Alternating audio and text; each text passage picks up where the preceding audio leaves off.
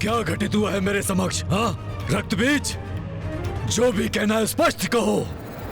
जिन देवी को आपने धूम्रलोचन और सुग्रीव को युक्ति अथवा शक्ति से यहां लाने का आदेश दिया है, उनकी शक्ति का आभास हमें बहुत समय से हो रहा है। स्मरण कीजिए, स्वर्ग की देवियों की रक्षा देवी की मूर्ति से उत्पन्न हुए मोतियों ने ही की थी।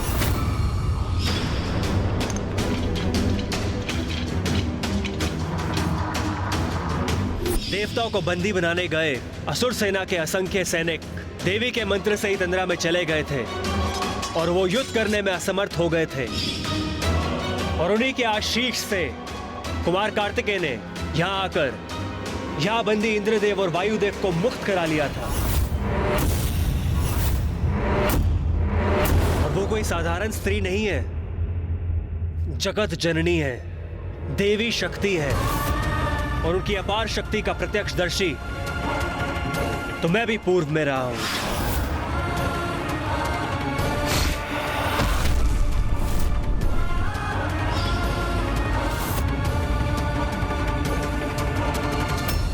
मेरे स्वामी असुर महानायक शुंभ ने तुम्हें विवाह का प्रस्ताव भेजा और तुम उन्हें युद्ध की चुनौती दे रही हो।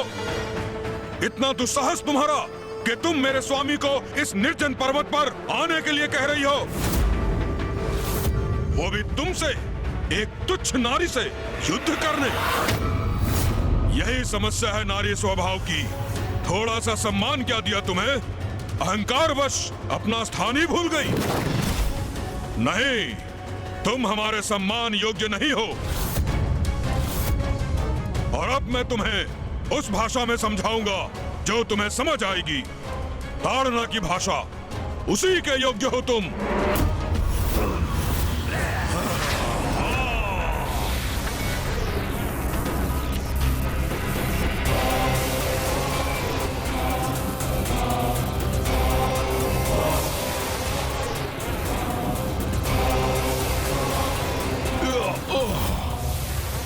कदाचित सेनापति धूम्रलोचन उचित कह रहे हैं। शब्दों की नहीं, शस्त्रों की भाषा ही सुंदरी के लिए उपयुक्त है।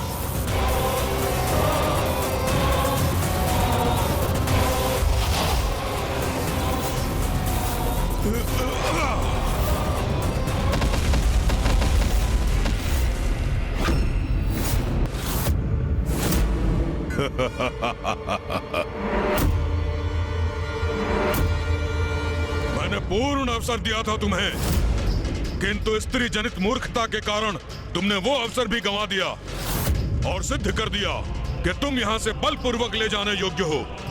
और तुम ही नहीं, स्वर्ग से भागकर तुम्हारी शरण में छिपी हुई वो देवियां भी जाएंगी असुर महानायक की दासियां बनने, और उन्हें हम अवश्य ढूंढ निकालेंगे।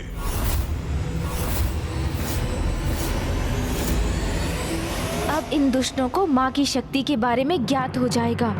दूत बन के आए हो तो दूत के अपने दायित्व का निर्वाह करो। अपने स्वामी को मेरा संदेश दो, अपने प्राणों की रक्षा करो, अन्यथा मेरे हाथों तुम्हारा अंत निश्चित है। क्या कहा तुमने? एक तुच्छ नारी मेरे प्राण हरेगी? मेरा सामना करना तो दूर, तुम्हारे लिए मेरे ये सैनिक ही पर्याप्त हैं। सैनिकों, आगे बढ़ो, बंदी बना लो इसे।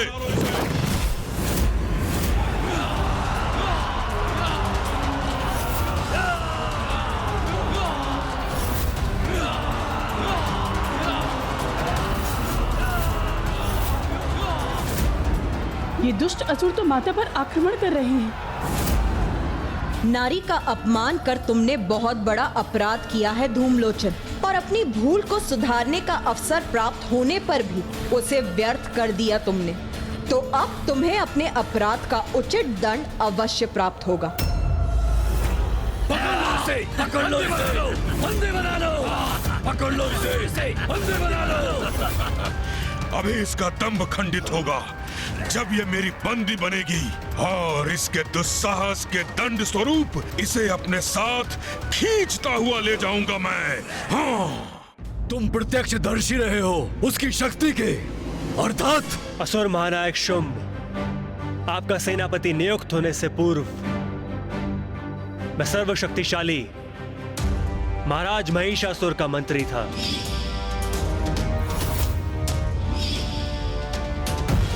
महाराज महिषासुर और उनकी समस्त सेना का बड़ा भयंकर अंत किया था देवी आदिशक्ति ने।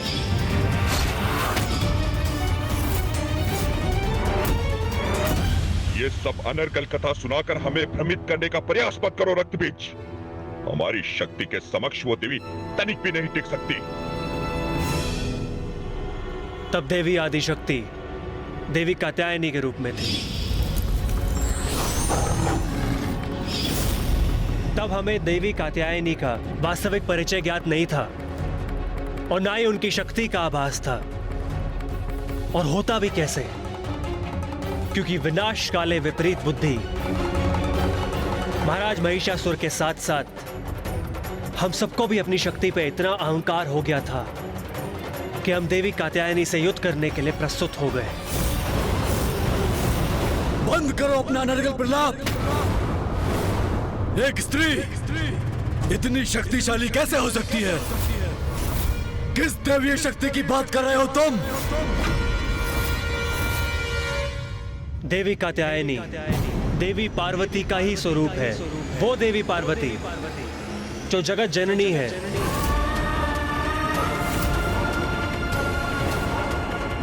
जो जगत पिता महादेव की अर्धांगिनी है,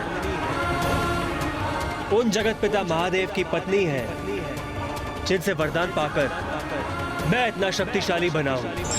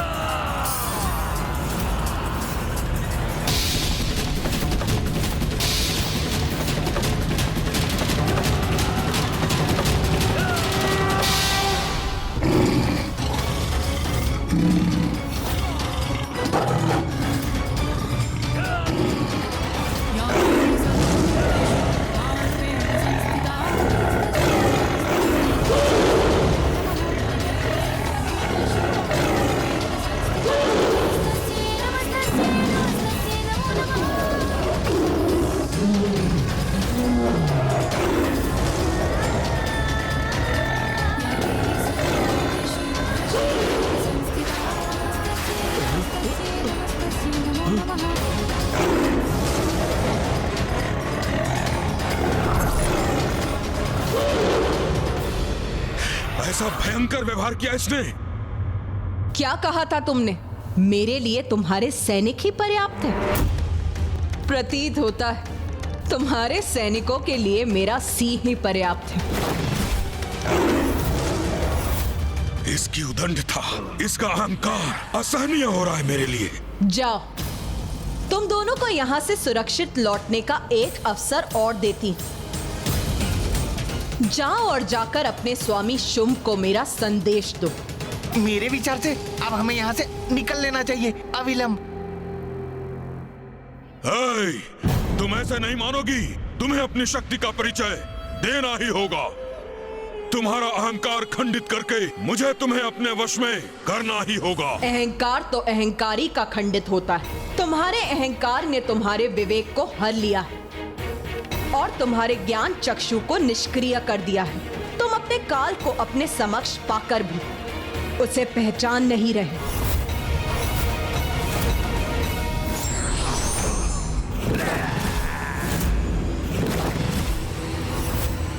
किसका काल किसके समक्ष है ये अभी ज्ञात हो जाएगा। तुच्छ नारी।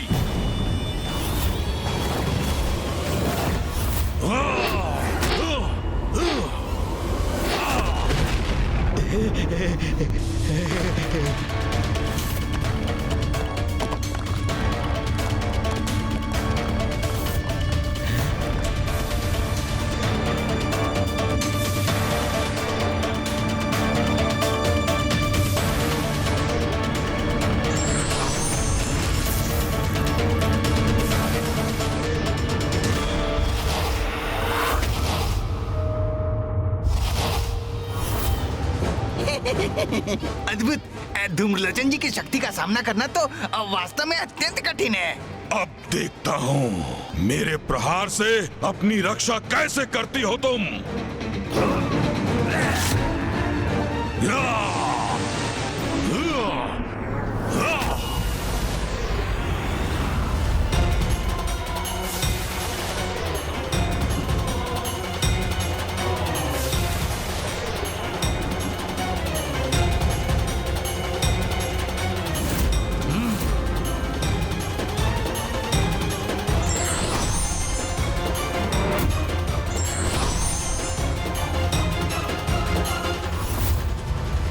स्थिति इतनी बिगड़ जाए ये कहाँ चाहता था मैं तो विवाह का प्रस्ताव लेकर आया था। विनय पूर्वक संवाद कर रहे थे तुमसे, क्योंकि असुर महानायक शुंभ का विवाह तो आनंद का अवसर था, किंतु तुम अपने उदंडता से मुझे उकसाती रही। तुम्हारे जैसी अहंकारी और सुंदर स्त्री के लिए यही उचित है कि तुम्हें पालकी में नहीं खींच कर ले जाया जाए। चलो अब इसे अपना राजसी विवाह यात्रा समझना। विचार, वचन और कर्म तीनों से ही निरंतर अपनी दुष्टता का परिचय दे रहे हो तुम धूम्रलोचन। तुम्हारे पापों का फल तो तुम्हें अवश्य प्राप्त होगा। अब अपने इस प्रहार से तुम्हें वश में करूंगा मैं।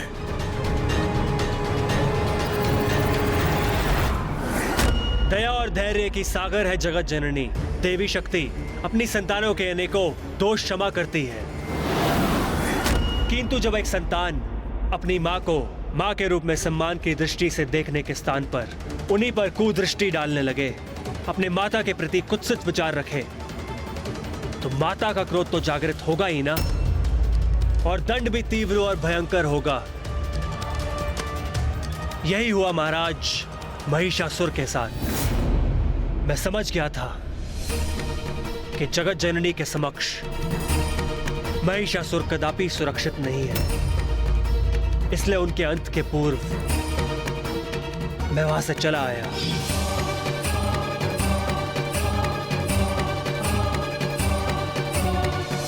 उस रणभूमि से मेरे पलायन के कारण ही मैं आज जीवित हूं, और महाराज महिषासुर और उनकी संपूर्ण सेना नष्ट हो चुकी है। ये वही देवी पार्वती है जो तब देवी कात्यायनी के रूप में अवतरित हुई, और अब वो देवी कौशिकी के रूप में विंध्याचल पर्वत पे विराजमान है। असुर महानायक शुंभ, आपने मुझे अपने सेनापति के स्थान पर नियुक्त किया है, इसलिए आपको उचित सलाह देना मेरा कर्तव्य है। और मेरा सुझाव यह है कि आप जगत जननी की शरण में जाइए।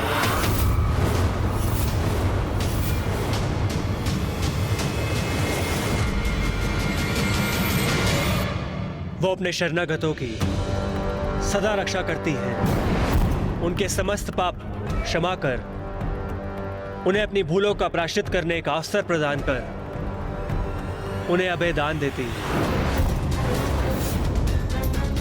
मैं तो धूम्रलोचन के प्रस्थान करने के पूर्व ही आप सबको इससे अवगत कराना चाहता था, किंतु जो भी हुआ वो इतनी शीघ्रता से हुआ कि मुझे कुछ कहने का अवसर ही प्राप्त नहीं हुआ। असुर महानायक, अभी भी समय है। हम अभी भी धूम्रलोचन और सुग्रीव को लौटने का आदेश भेज सकते हैं। बस रक्तबीज, बस।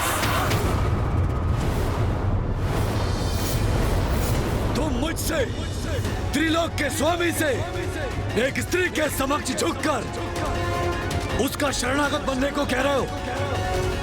तुम्हारी मति मारी गई है क्या? असुर महानायक शुंभ, मेरे सुझाव को अन्यथा मत समझिए। यदि आप जगत जननी के शरणागत नहीं होना चाहते तो मत होइए, किंतु उनसे उलझने की भी कोई आवश्यकता कहाँ है। उनसे नहीं उलझेंगे तो आप सुरक्षित रहेंगे, शांति पूर्वक त्रिलोक का शासन करेंगे, सुख भोगेंगे। बस रक्तबीज, बहुत हुआ। तुम्हें अपना सेनापति बनाया, बहुत बड़ी भूल कर दी मैंने। एक और ये निशुंभ, चंड मुंड धूम्रलोचन, जो मेरे लिए अपना जीवन तक निछावर करने के लिए प्रस्तुत हैं, और दूसरी ओर तुम जो मुझे स्त्री के चरणों में शीश रखने का सुझाव दे रहे हो।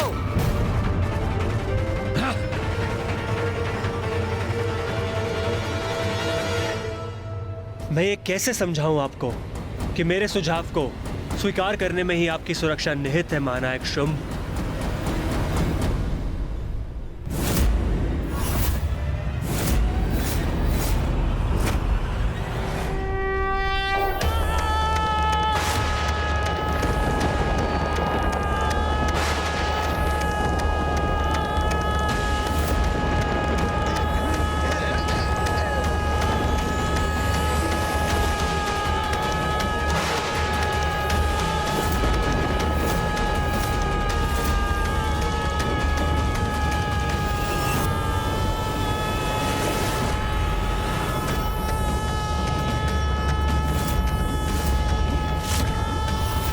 ये तो माँ की हुंकार है।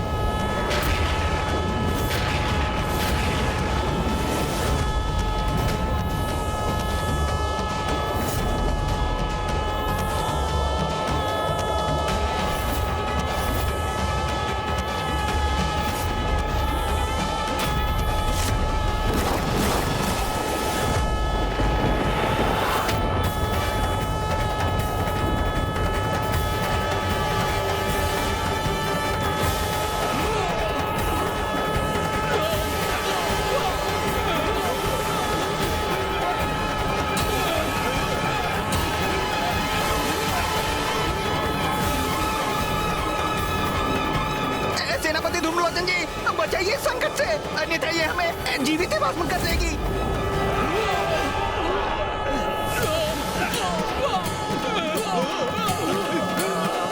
मेरे सैनिकों को भस्म कर दिया इसने। ये अग्नि की लपटें तो अब मेरी ओर ही बढ़ रही हैं।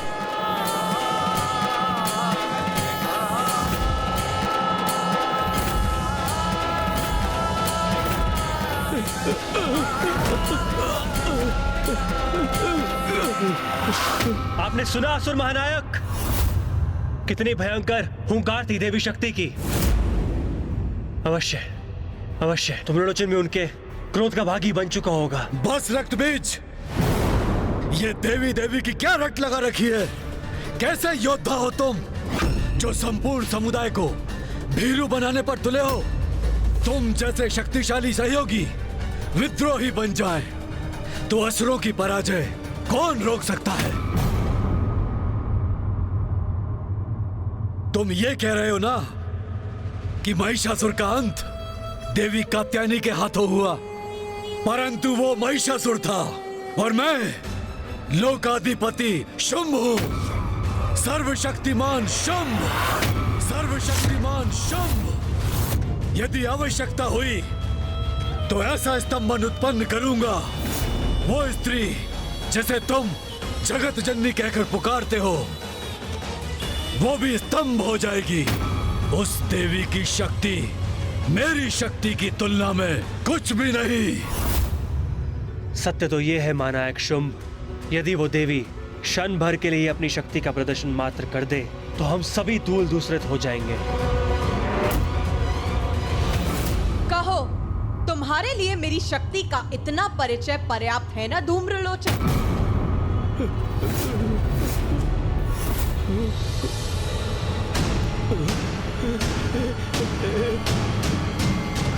मैं सुरक्षित हूं, भस्म नहीं हुआ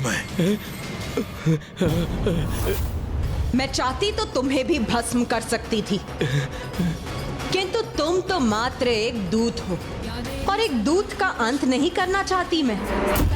इसीलिए अब जाओ और जाकर अपने वीर असुर महानायक शुंभ को मेरा संदेश दो।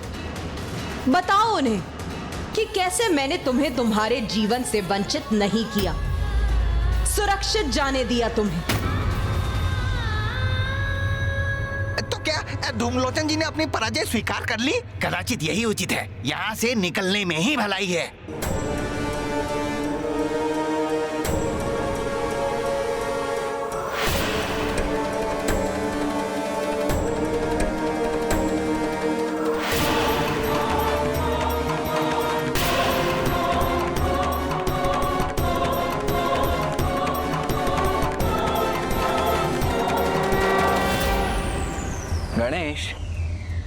धूम्रलोचन जैसा अहंकारी इस प्रकार पीछे मुड़कर लौट जाने वालों में से नहीं। हाँ भैया, किंतु कदाचित वो समझ गया है कि इसी में उसकी सुरक्षा है।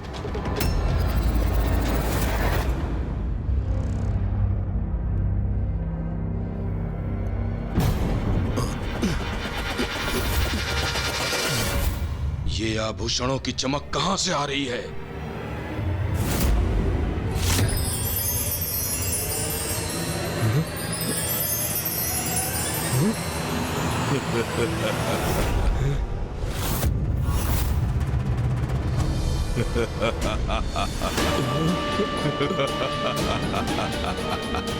अच्छा, तो स्वर्ग की देवियों को यहाँ छिपा कर रखा है इसने। इस दुष्ट ने तो हमें देख लिया।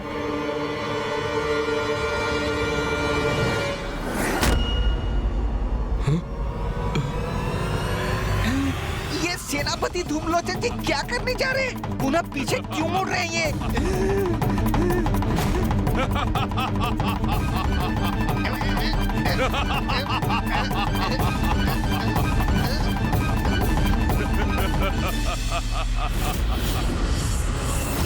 बहुत भाग्यशाली हैं मेरे स्वामी।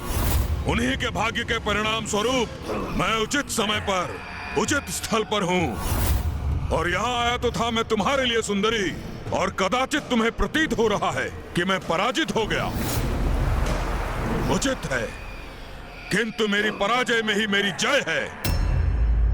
हे स्त्री, अब तो मैं अपने स्वामी के लिए दो उपहार लेकर जाऊंगा।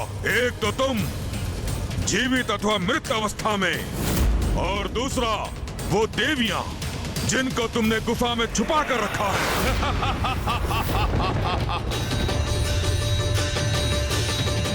इसने पुनः अपनी कुदृष्टि डाली देवियों पर।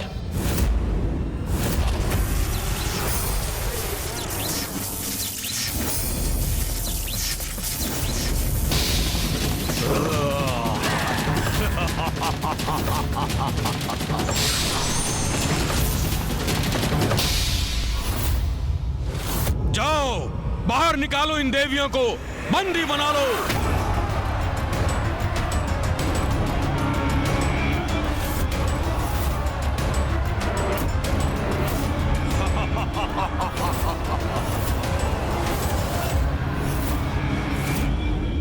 माताओं को अपनी दुष्टता का लक्ष्य बनाकर धूम्रलोचन सभी सीमाओं का उल्लंघन कर चुका है अब, और अब माँ उनके इस व्यवहार को कदापि सहन नहीं करेंगी। माँ के कार्य में हस्तक्षेप करना उचित नहीं, अन्यथा अभी इस धूम्रलोचन को इसके दुर्वचनों का उचित दंड देता मैं।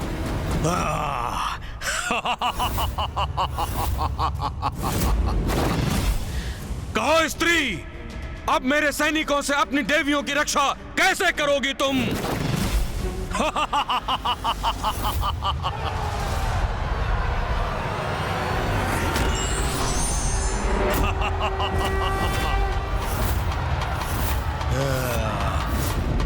तुम्हारे हाथों में घंटा, तो तुम क्या मेरे असुर सैनिकों को घंटा बजाकर रोकोगी?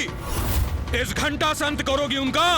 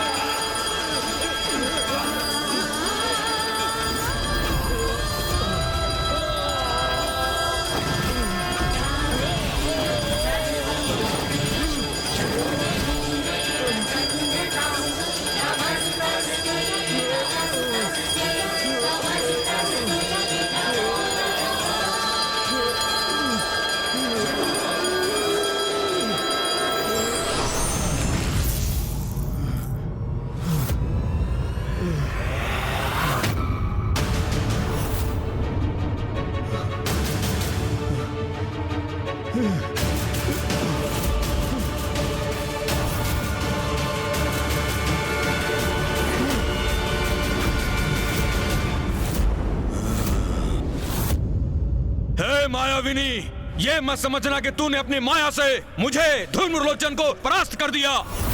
तो जितने बार भी मेरे असुरों को गिराएगी, मैं उतने ही बार नवीन असुर उत्पन्न करूंगा।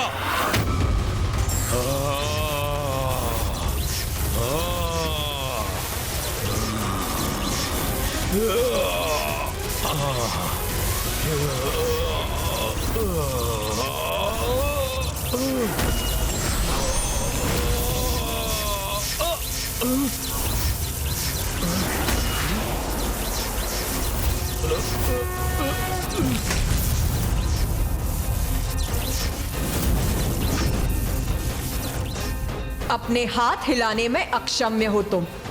अब इस हाथों से कोई और असुर उत्पन्न नहीं कर पाओगे। अब तुमसे तुम्हारे ये हाथ ही छीन लूंगी मैं।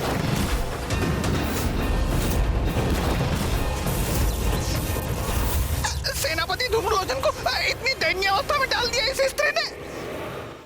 बस इतनी ही शक्ति है तुम्हारी।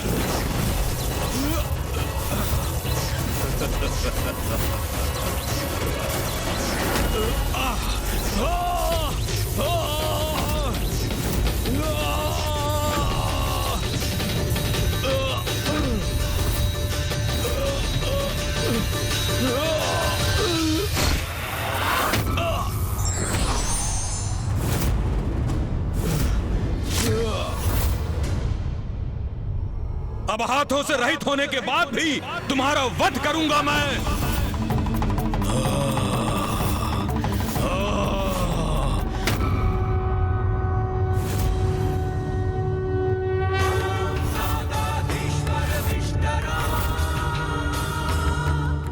बस बहुत हुई ये क्रीड़ा।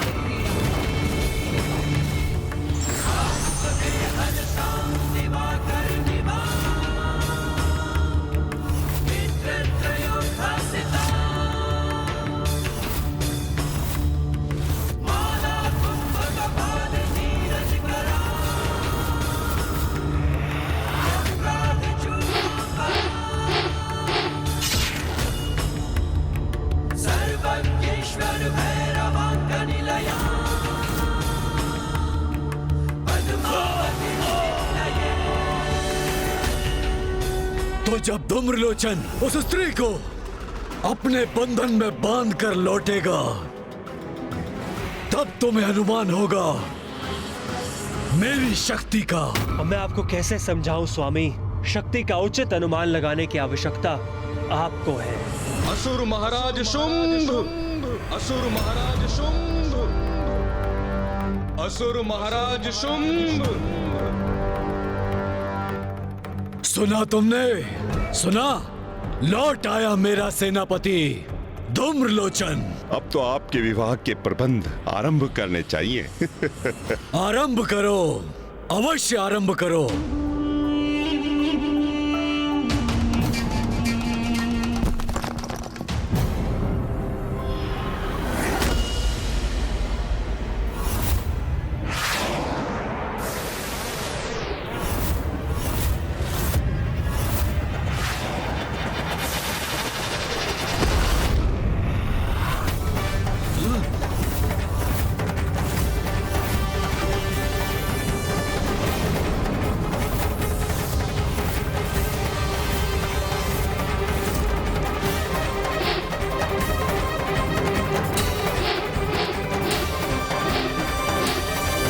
ये कैसे संभव है?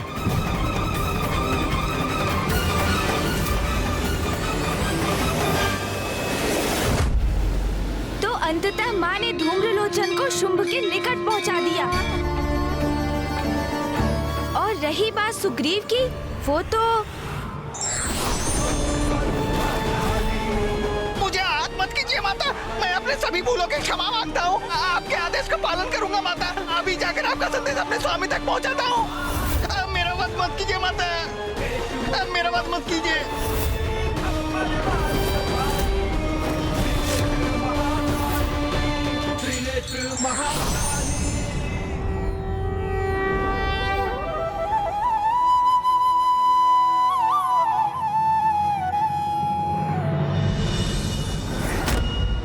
मेरे देखते देखते भस्म हो गया धूम्रलोचन।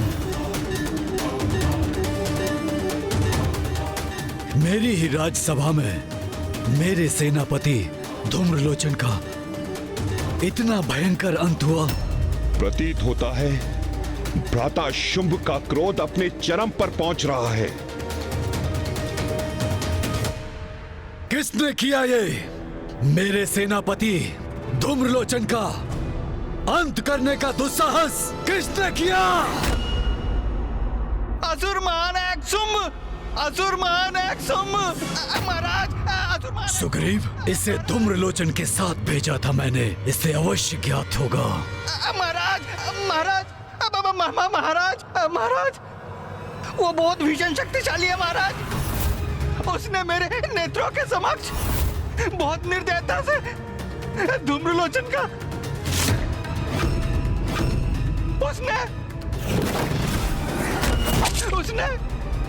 उसने क्या बोल रहे हो? किसने किया ये? स्पष्ट बोलो, किसका दुष्कृत्य है ये? किसने किया सेनापति धूम्रलोचन का वध?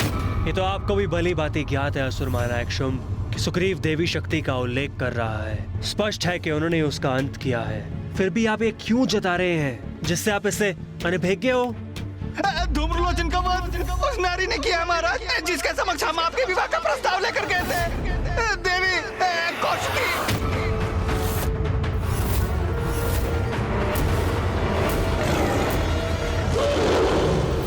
भले ही तुमने धूम्रलोचन का वध कर दिया, किंतु अब देखता हूँ मेरे अगले वार का सामना तुम कैसे करती हो देवी। बोलो। देवी कौशिकी ने आपके प्रस्ताव के उत्तर में ये संदेश भेजा। जाओ और जाकर अपने स्वामी को मेरा संदेश दो कि मैं विवाह उसी योद्धा से करूंगी जो मुझे युद्ध में पराजित करने में सक्षम होगा। यदि तुम्हारे स्वामी में इतना सामर्थ्य है तो यहाँ आकर मुझे पराजित करें और अपनी मुझसे विवाह करने की इच्छा को पूर्ण करें।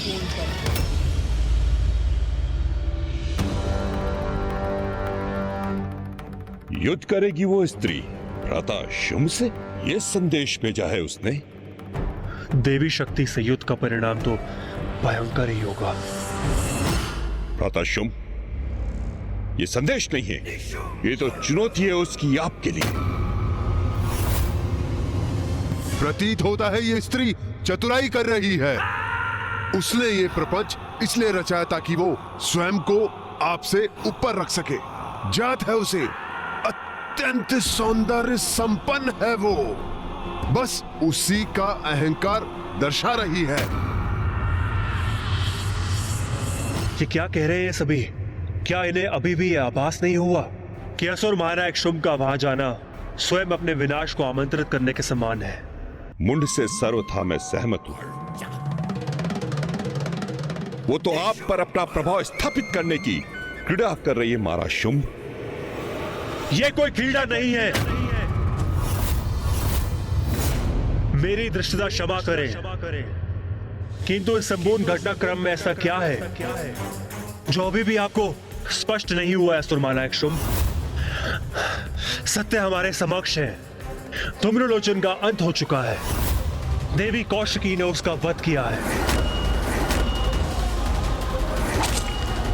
और अब वो आपको युद्ध के लिए ललकार रही है। और आप अभी भी नहीं समझ पा रहे हैं कि वो कोई साधारण स्त्री नहीं है, अपितु पराअंबा है। मैं तो आपको कब से यही समझाने का प्रयास कर रहा हूं कि उनसे उलझना उचित नहीं है, क्योंकि जो दुर्दशा आज धूम्रलोचन की हो रही है वो कल हम सबकी भी हो सकती है।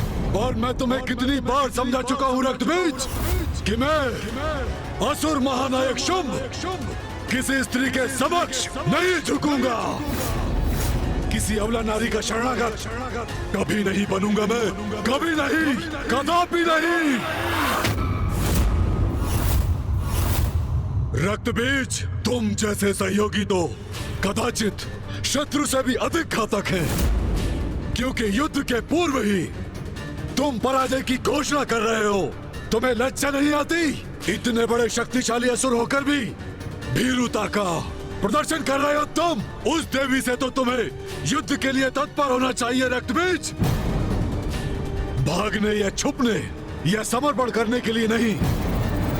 यदि यह स्त्री क्रीड़ा की इच्छुक है तो मैं इसके साथ क्रीड़ा अवश्य करूंगा, परंतु ये क्रीड़ा उसके नहीं मेरे अनुसार होगी। अपने अपार सौंदर्य पर उसे बहुत गर्व है ना, उसी के बल पर मुझे अपने घुटनों पर झुकाना चाहती है ना, और चाहती है कि मैं स्वयं उसके पास जाऊं और उसे विवाह के लिए मनाऊं।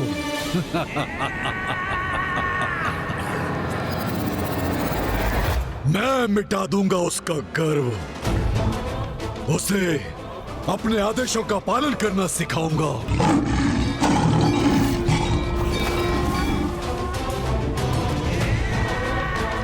असुर महानायक शुंभ की पत्नी बनना है तो उसे मेरे शीश पर नहीं, मेरे चरणों में वास करना होगा। और मैं उससे ये सब कुछ मनवा कर ही रहूंगा। उचित है भैया, सर्वथा उचित है। आपको यही करना चाहिए। चंड मुंड। जी असुर महानायक, आदेश दीजिए। बहुत हुआ प्रस्ताव भेजने का प्रपंच।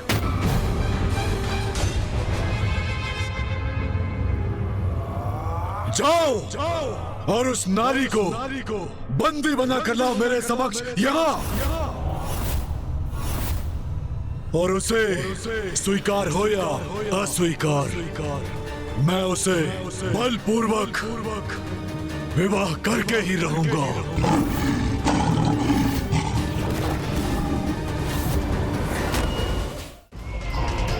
उचित है, सर्वथा उचित है। ये चंड और मुंड की शक्ति के समक्ष कदापि नहीं टिक सकेगी वो। असुर महानायक शुंभ का ये आदेश बहुत अनिष्टकारी सिद्ध हो सकता है। असुर महानायक मात्र बंदी बनाकर रहा है उसे, अथवा भ्राता चंड का अर्थ है कि अगर आपको कोई आपत्ति ना हो तो क्यों ना हम उससे धूम्रलोचन के वध का प्रतिशोध भी ले लें। उसकी उद्दंडता के द्वंद्व स्वरूप उसे थोड़ा प्रताड़ित भी क्यों ना कर लें, फिर तो वो आपकी आज्ञा अवश्य स्वीकार करेगी। चंड मंड, उचित कहा तुम दोनों ने। दंड दो उसे, अवश्य दो, प्रतिशोध भी लो उसे।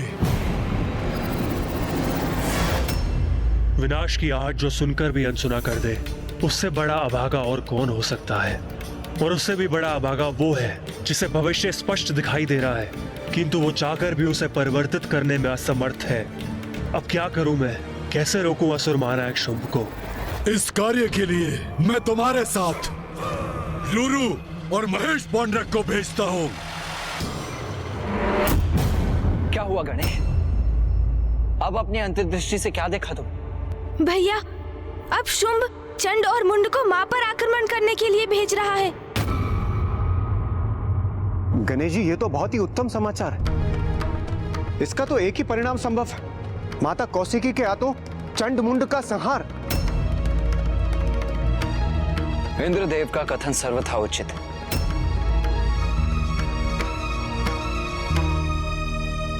किंतु तुम क्यों चिंतित प्रतीत हो रहे हो गणेश? चंड और मुंड की शक्तियों से तो हम भली भांति परिचित हैं भैया, किंतु शुंभ ने अन्य दो असुरों का भी आवाहन किया है, रुरु और महेश पौंडरक।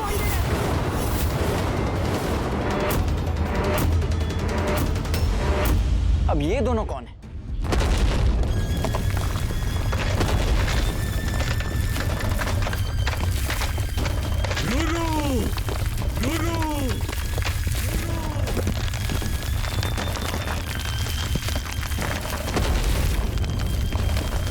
असुर महानायक शुंभ पुकार रहे हैं मुझे।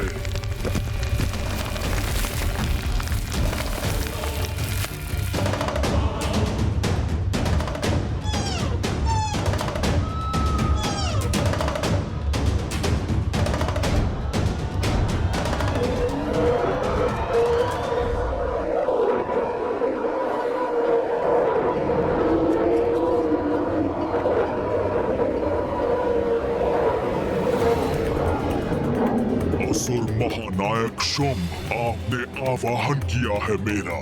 मैं अति शीघ्र आपके समक्ष प्रस्तुत होऊंगा।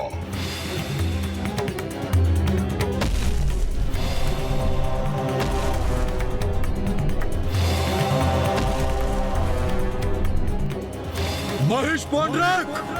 महेश पौंड्रक!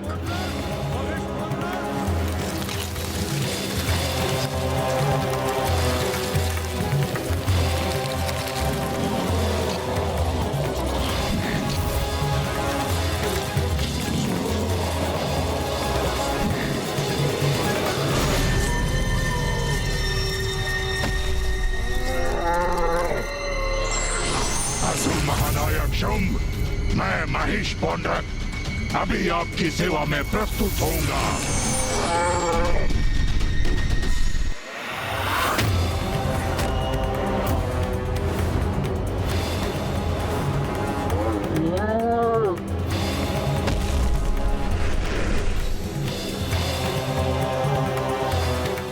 महेश पौंड्रक,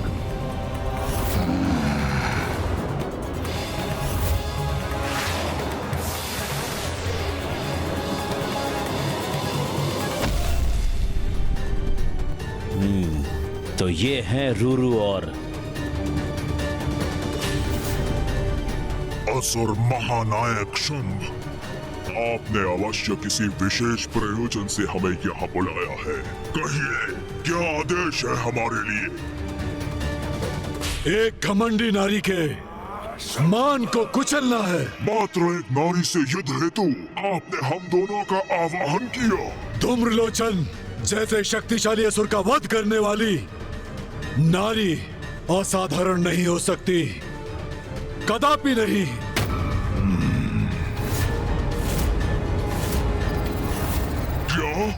ये क्या सुन रहा हूँ मैं? उसने असुर सेनापति धूम्रलोचन का वध कर दिया। तब तो अवश्य वो कोई दैवी शक्ति है। हमें उससे युद्ध नहीं करना चाहिए। यही तो मैं भी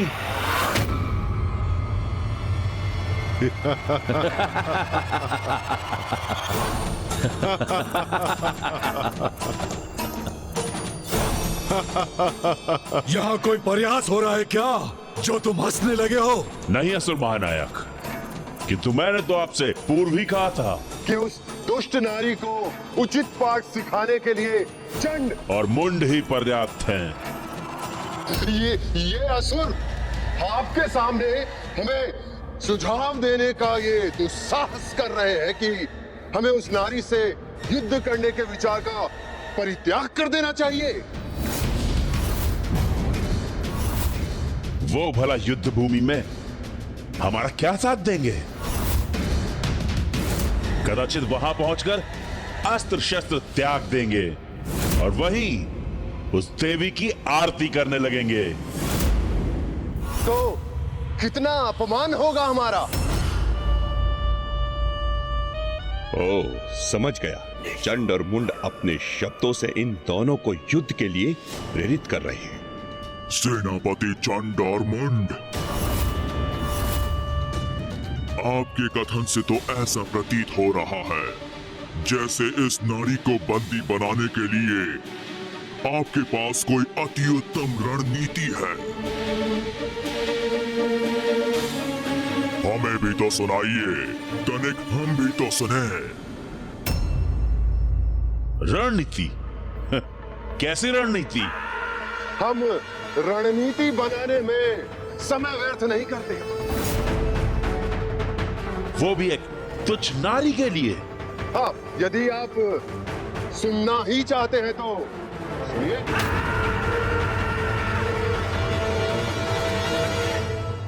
जैसे ही हम उस स्त्री के निकट पहुंचेंगे, हम उसे एक अंतिम चेतावनी देंगे जो उसके लिए समर्पण कर हमारी बंदी बन हमारे साथ आने का अंतिम अवसर होगा।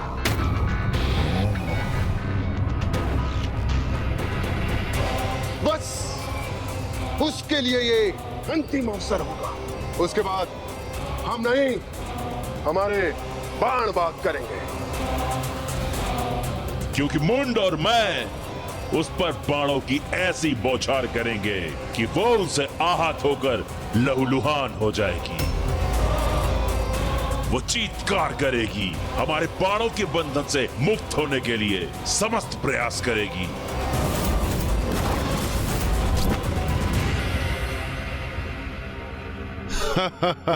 अपने कोमल कोमल हाथों से अपने बाणों को हटाने का प्रयत्न करेगी। तब मैं और चंड उस पर अपने विद्युत पाश फेंककर बंदी बना लेंगे। फिर हम अपने विद्युत पाश खींचेंगे जिससे वो बाणों के मध्य से होते हुए ऊपर की ओर उठेगी, जिससे उसे अपार पीड़ा होगी और वो चित्कार करेगी और उसकी चित्कार उन पर्वतों में गूंज उठेगी और उसकी वो चीत्कार की गूंज हमें अत्यंत आनंद देगी। फिर उसे मैं पुनः पृथ्वी पर फेंकूंगा और मैं उसके केश थाम लूंगा।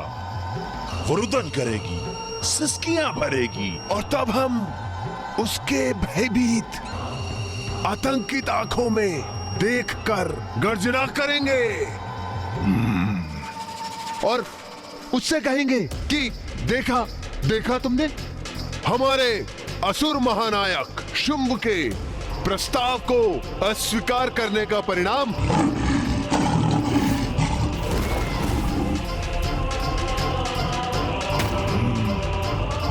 तब वो हमारे आगे हाथ जोड़कर असहाय अवस्था में आकर रुदन करेगी। फिर उसे भारी बेड़ियों में बांध देंगे हम और वो हाथ जोड़े भारी बेड़ियों में बंधी अपने पैरों पर हमारे साथ चलकर यहां तक आएगी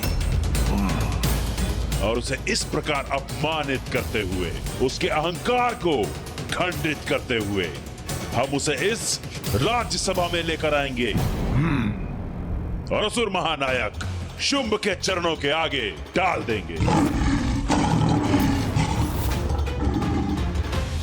वो फिर रुदन करते करते अपने दया की भिक्षा मांगेगी। अब महाराज असुर महानायक शुंभ के चरणों में गिर के बड़ा आनंद आएगा मुझे जब वो सुंदरी मेरे चरणों में गिरेगी। मुझसे बहुत बड़ी भूल हो गई असुर महानायक शुंभ, बहुत बड़ी भूल हो गई। ज्ञात नहीं मैंने इतने महावीर, महाशक्तिशाली, महायोद्धा का तिरस्कार क्या सोचकर किया। उचित है स्वामी, यह दंड मेरे लिए सर्वतः उचित है। मैं ऐसे ही दंड के योग्य हूँ। मैं अति प्रसन्न हुआ ये वर्णन सुनकर। अब शीघ्र ही इसे पूर्ण करो अपनी योजना से। उसी प्रकार उसे मेरे समक्ष आने पर विवश कर दो।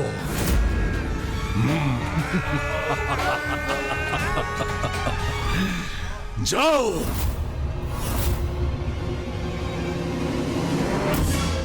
सुना तुम दोनों ने, सुना। मैं चंडमुंड की तरह सभी असुरों में एक आत्मविश्वास चाहता हूं। यदि तुम भीरू हो, अक्षम हो, तो स्वीकार करो कि तुम असुर महानायक के विश्वास के योग्य नहीं।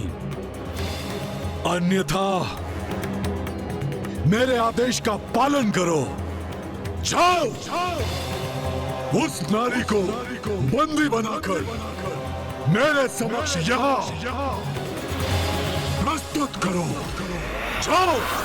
राक्षस संस्कृति से बंधे हम असुर योद्धा हैं। असुर महानायक के आदेश का पालन कर उनके और असुरों के प्रति अपने दायित्वों का निर्वाह हमारा परम कर्तव्य है।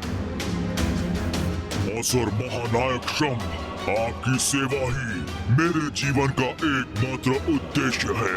यदि आप चाहते हैं कि मैं उस देवी के साथ युद्ध करूं, तो फिर उचित है, युद्ध होगा।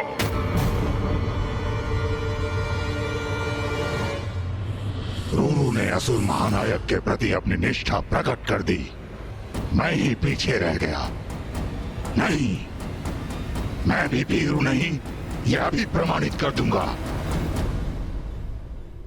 असुर महानायक, मुझे मेरा अधूरा कथन पूर्ण करने दीजिए। यदि उस नारी के पास दैवीय शक्तियां भी हैं, तो मैं क्रीड़ा कर उसे सताऊंगा और तब उसे मैं दंडित करूंगा, यदि आपकी अनुमति हो तो। अर्थात हमारे विचारों और उद्देश्य दोनों में समानता है। हाँ हाँ, तो फिर शुभ कार्य में विलंब क्यों? चलिए।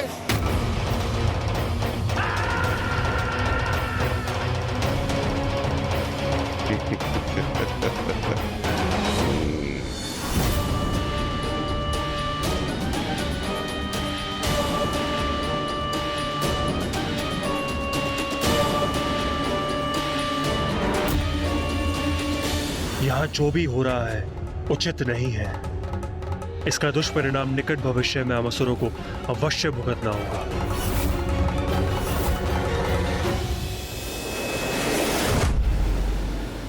कितना मूर्ख है ये शुंभ। रक्त बीज रूरू महिष पौंड्रक ने उसे समझाने की कितनी चेष्टा की, किंतु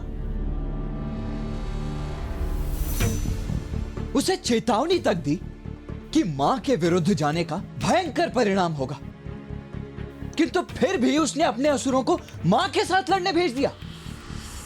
ये सब तो माँ की ही लीला है भैया।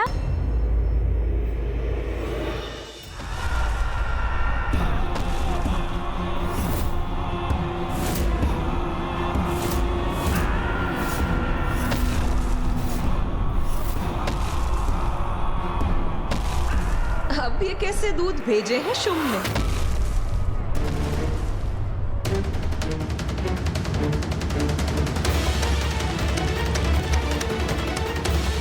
ऐसा अद्भुत सौंदर्य, ऐसी दिव्य अनुपम कांति जो पूर्व में हमने कभी नहीं देखा। क्या हुआ? ऐसे स्तब्ध रहकर मुझे टुकुर टुकुर देखने के लिए तो तुम्हारे स्वामी महानायक ने तुम्हें यहाँ नहीं भेजा होगा ना? तुम वास्तव में बहुत अहंकारी हो। तो हमने जो तुम्हारा आकलन किया था वो सर्वथा उचित है। तुम्हारे द्वारा मेरे आकलन अथवा किसी अन्य के व्यर्थ संवाद में मुझे कोई रुचि नहीं। मैंने तुम्हारे स्वामी के लिए एक संदेश भेजा, अवश्य उसी का उत्तर लेकर आए होगे तुम यहाँ।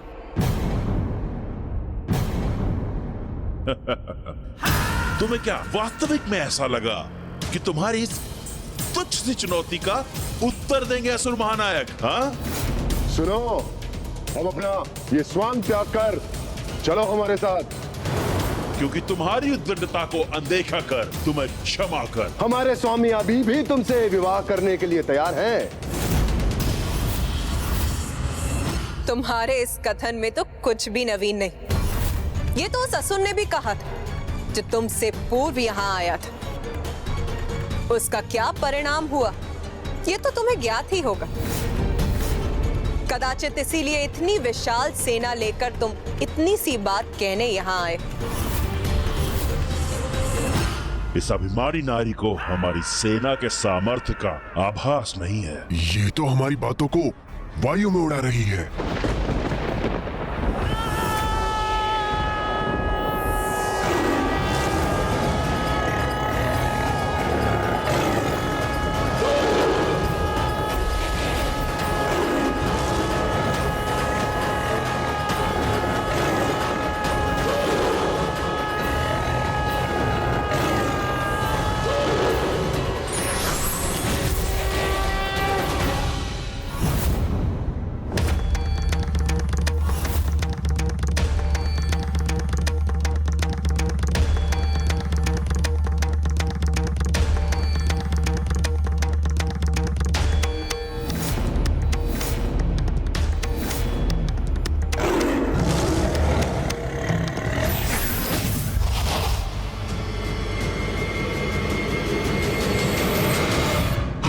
माता कौशिकी,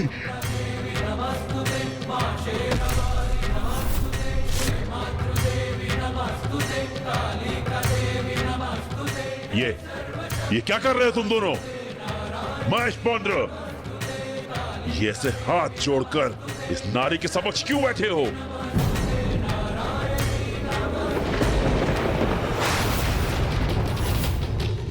आपने हमें यह तो बताया ही नहीं कि जिनसे हम युद्ध करने यहाँ आए हैं वो और कोई नहीं, स्वयं जगत जननी माता कौशिकी है। नहीं बताया तो क्या हुआ? नाम में क्या रखा है? शत्रु का नाम तो कुछ भी हो सकता है। ऐसा मत कहिए, वो कुपित हो जाएंगी, क्योंकि उनके प्रति बहुत ही दृढ़तापूर्ण है आपके ये वचन। ये क्या कह रहे हो तुम? असुर महानायक के सामने तो बहुत बड़ी बड़ी बातें कर रहे थे तुम। कदाचित आपको ज्ञात नहीं, असुर सेनापति मुंड कितने असुरों का वध किया है माता ने। एक बार माता ने एक असुर को पछाड़ पछाड़ कर उसका वध किया और फिर उसके शव को एक फंदे से बांधकर ऐसा फेंका कि वो शव मेरे ऊपर आकर गिरा। एक बार तो माता ने सहस्त्र असुरों की विशाल सेना का अंत कर उसे मेरे ही दलदल में फेंक दिया था। आज भी उनके शव वहां से उभरते हैं, जिसे चील काग अपना भोजन बनाते हैं।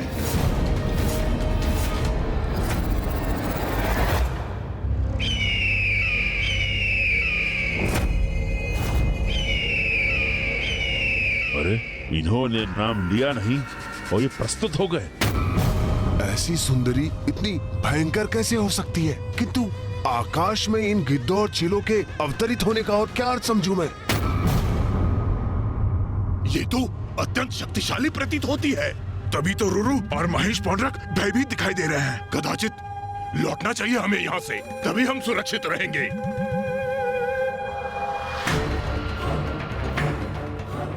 उस मूर्ख असुर ने हमें पूर्व में ही इस नारी के बारे में बता दिया होता तो हम और सटीक योजना बनाते। अब क्या करें हम? इस प्रकार यहाँ आकर युद्ध भूमि से लौट भी नहीं सकते। एक दो पाश तो हमें इस पर फेंकने ही होंगे।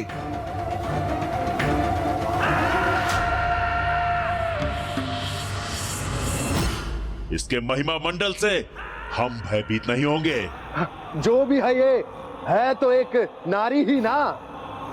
और हम बलशाली असुर सेनापति चंड और मुंड।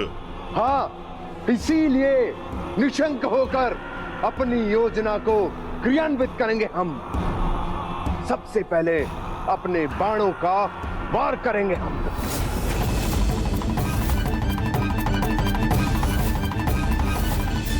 देवी अवश्य तुम्हारे बाणों को नष्ट भ्रष्ट कर देंगी। ये इतने विश्वास से कह रहा है तो क्या ये सत्य है? क्या ये वास्तव में हमारे बाणों को नष्ट कर देगी? हम दोनों तो माँ के विरुद्ध जाकर उनसे नहीं लड़ रहे, किंतु आप दोनों को योद्धाओं का धर्म निभाना ही चाहिए। जैसा आपने असुर महानायक के राजभवन में कहा था, वैसे ही अपना पाश फेंककर इन्हें बंदी बनाने का प्रयत्न कीजिए, जिन्हें वो अवश्य चीर देंगी। ये किसे भेज दिया असुर महानायक ने हमारे साथ? हमारा साहस बढ़ाने आया है ये, अथवा उसे खंडित करने? नहीं, इन दोनों को अनसुना करना होगा हमें। मूर्ख असुरों, मुझसे युद्ध करने आए हो तो युद्ध करो। ऐसे भीरू बन के क्यों खड़े हो? आओ, युद्ध करो मुझसे।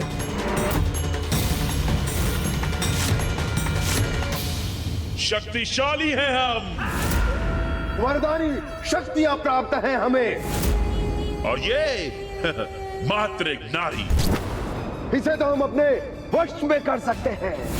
इसने उन असुरों को पराजित किया होगा जो बल में हमसे कम होंगे।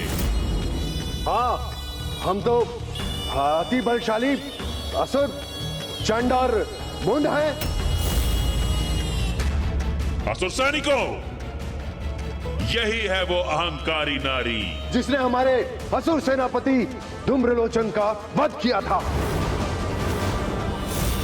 यही है वो नारी जो बार बार हमारे असुर महानायक का अपमान करती है। जाओ सैनिकों, जाकर अपनी शक्ति का परिचय दो, उचित पाठ पढ़ाओ और खींच के लाओ इसे हमारे कदमों में।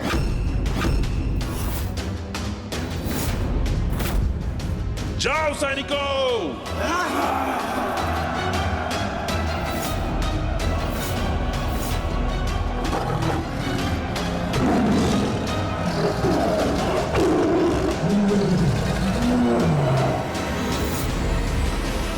अब चंड और मुंड ने अपनी समस्त सेनाओं को माँ पर आक्रमण करने के लिए भेज दिया है। कितने भीरू हैं ये दोनों। माँ से स्वयं युद्ध करने के स्थान पर अपने सैनिकों को मृत्यु के मुख में प्रविष्ट कर दिया उन्होंने। मैं यहां खड़े रहकर ये सब होते हुए नहीं देख सकता। मैं अभी जाकर उस असुर सेना का विनाश कर दूंगा।